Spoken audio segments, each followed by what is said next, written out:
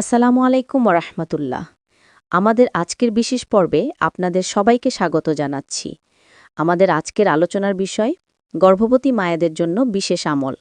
আমাদের সাথে আছেন শ্রদ্ধেয়া আপা, যিনি এ বিষয়ে দীর্ঘদিন ধরে কাজ করছেন। আপা, আপনাকে স্বাগতম। ওয়ালাইকুম আসসালাম ওরহমতুল্লাহ। ধন্যবাদ আমাকে আমন্ত্রণ জানানোর জন্য। আপা, আমার প্রথম প্রশ্নটা একটু অন্যরকম। কখন থেকে আপনার মনে হলো যে গর্ভবতী মায়েদের জন্য এই বিশেষ আমলগুলোর দিকে মনোযোগ দেওয়া দরকার? কি আপনাকে সবচেয়ে বেশি অনুপ্রাণিত করেছিল? খুব জরুরি একটা প্রশ্ন করেছেন।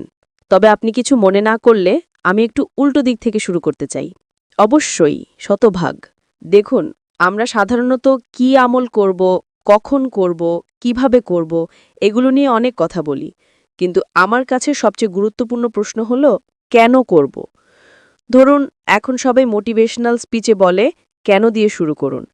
কিন্তু একজন গর্ভবতী মা কেন বিশেষ আমল করবেন? কেন নয়? আমার কাছে মনে হয় এটা একটা মানদণ্ড হওয়া উচিত। আমাদের সন্তান যেন আল্লাহর কিতাবের সাথে পরিচিত হয়ে বেড়ে ওঠে, মায়ের গর্ভ থেকেই যেন তার কানে কোরআনের আওয়াজ যায়। সাহাবীদের মায়েরা যখন গর্ভবতী ছিলেন, তাদের আমলগুলো একবার ভাবুন। তারা এমন প্রজন্ম তৈরি করেছিলেন যারা বিশ্ব শাসন করেছিলেন। আমরা হয়তো এখন অন্য পরিস্থিতিতে আছি, কিন্তু আমাদের লক্ষ্য তো সেটাই। তাই আমি চাই প্রত্যেক মা যেন আল্লাহর সাথে একটা বিশেষ সম্পর্ক তৈরি করেন। আমরা উম্মার অর্ধেক, আর বাকি অর্ধেককে আমরাই জন্ম দেই। তাই আমাদের এই দায়িত্বটা খুব জরুরি। এই চিন্তাগুলোই আমাকে সবচেয়ে বেশি প্রেরণা দিয়েছে। সুবহানাল্লাহ, আপনার এই কেনর দর্শনটা খুবই সুন্দর। আপনি যেমন গণিত আর শিক্ষাবিদ্যা নিয়ে পড়াশোনা করেছেন, আপনার একটা বিশ্লেষণাত্মক মন আছে।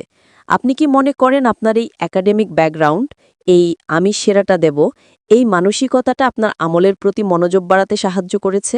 হ্যাঁ, আমি বলবো শতভাগ, কারণ এটা আমার স্বভাবের অংশ। আমরা সবাই ভিন্ন ভিন্ন মানুষ, ভিন্ন ভিন্ন ব্যক্তিত্বের অধিকারী। আর আমি সব সময় সফল হতে চেয়েছি, আমার সেরাটা দিতে চেয়েছি। কিয়ামতের দিন আমি আল্লাহকে বলতে চাই, আমি চেষ্টা করেছি ইয়া আল্লাহ। তবে শুধু আমার একাডেমিক ব্যাকগ্রাউন্ড নয়, এর মূল অনুপ্রেরণা কিন্তু ইসলামেই আছে। ইসলামে এহসান অর্থাৎ শ্রেষ্ঠত্বের সাথে কাজ করা এবং হিম্মা অর্থাৎ উচ্চাকাঙ্ক্ষা বা সংকল্পের ধারণা আছে। মুমিন তো কখনো স্থবির থাকতে পারে না। দুর্বল মুমিনের চেয়ে শক্তিশালী মুমিন উত্তম, এটা আমাদের শিক্ষা। আল্লাহ কি বলেছেন? তোমরাই শ্রেষ্ঠ উম্মত, মানবজাতির জন্য তোমাদের আবির্ভাব ঘটানো হয়েছে। কুনতুম খাইরা উম্মাতিন উখরিজাত লিন-নাস। আমাদের মানসিকতা তো এটাই হওয়া উচিত, আমরা সেরা হব। তাই সংকল্পের আসল উৎস হল ইসলাম। মাশাল্লাহ। এবার কখন প্রসঙ্গে আসি। কখন আপনি এই আমলের প্রক্রিয়াটাকে আরও গুছিয়ে নিলেন? মানে, কখন থেকে ভাবলেন, ঠিক আছে, এখন থেকে আমরা একটা নির্দিষ্ট রুটিন মেনে চলব? আর কেন এই সময়টাকেই বেছে নিলেন? দেখুন, প্রথম দিকে আমি অল্প অল্প করে শুরু করেছিলাম। যখন প্রথম গর্ভবতী হলাম, তখন সাধারণ জিকির, দোয়া করতাম। এরপর আমি কোরআনের সাথে আরও গভীরভাবে যুক্ত হতে চাইলাম। আমার মনে আছে, একবার কোরআন পড়তে গিয়ে সূরা ইব্রাহিমের একটি আয়াত পড়ছিলাম। আল্লাহর ব্যাপারে কি কোনো সন্দেহ আছে, যিনি আকাশসমূহ ও পৃথিবীর স্রষ্টা? আফিল্লাহি শাক্কুন ফাতিরস সামাওয়াতি ওয়াল আরদ। আয়াতটা পড়ে মনে হলো আল্লাহ যেন সরাসরি আমার সাথে কথা বলছেন। আমার মনে সব দ্বিধা দূর হয়ে গেল। তখন থেকে কোরআন আমার কাছে খুব প্রিয় হয়ে উঠল। এরপর আমি শেখ সাদ আল ওমারের আল্লাহ তাকে হেফাজত করুন এর তাদাব্বুর এর ধারণা সম্পর্কে জানলাম। কোরআন শুধু তিলাওয়াত বা মুখস্থ করার জন্য আসেনি, বরং যাতে তারা এর আয়াতসমূহ নিয়ে চিন্তা করে। এই ধারণাটা আমার খুব ভালো লাগলো। আমি তখন ভাবলাম, আমি তো পারি, তাহলে কেন একটা কাঠামো তৈরি করব না? আমি একটা রুটিন তৈরি করলাম, কোন সূরাগুলো পড়ব, যেমন সূরা মারিয়াম, সূরা ইউসুফ, কখন পড়ব।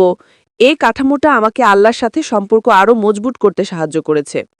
এটা শুধু একটা রুটিন ছিল না, এটা ছিল আল্লাহর প্রতি আমার ভালোবাসার একটা নিবেদন। সুবহানাল্লাহ।